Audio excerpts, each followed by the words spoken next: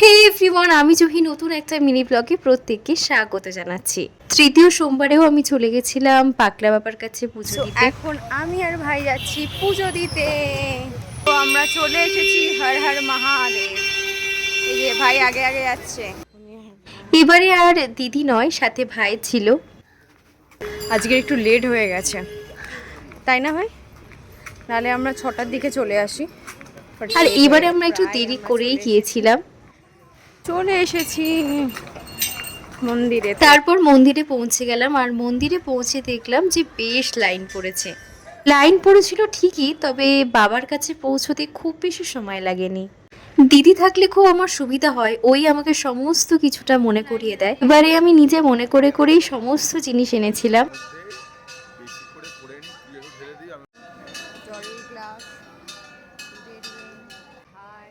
আমার না খুব বড় মন্দিরে পুজো দিয়ে তৃপ্তি হয় না। সত্যি বলতে গেলে কি, শিব ঠাকুরের ছোট রাস্তার ধারে যে মন্দিরগুলো করা রয়েছে সেখানে না খুব মন দিয়ে পুজো করা যায়, কারণ সেখানে লোক সংখ্যা অনেকই কম থাকে। আর সত্যি বলতে গেলে কি, তোমাকে তাড়া দেবার মতো অন্তত কেউ থাকে না। যেহেতু বড় মন্দিরগুলোতে লোক সমাগম অনেক বেশি, তাই প্রচণ্ড তাড়া দেয়।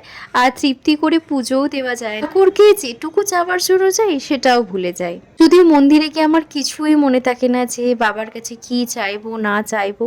যেটুকু দিয়েছে অনেক দিয়েছে।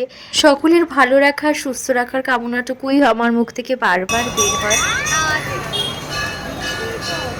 আর বাকি যাটুকু ভাগ্যে লেখা আছে সেটা সমস্ত কিছুই আমি সঠিক সময় পেয়ে যাব। আমাদের পুজো দেওয়া কমপ্লিট। তো এখন আমরা খেয়েছি আখের রস। তারপর পুজো দিয়ে আমরা একটু আখের রস খেয়েছিলাম। ভাই আর কি খাইয়েছিল। উপোস ভেঙেছিলাম এই আখের রস দিয়ে আর কি। তারপর বাড়ির পথে রওনা দিলাম। ভালোই রয়েছে।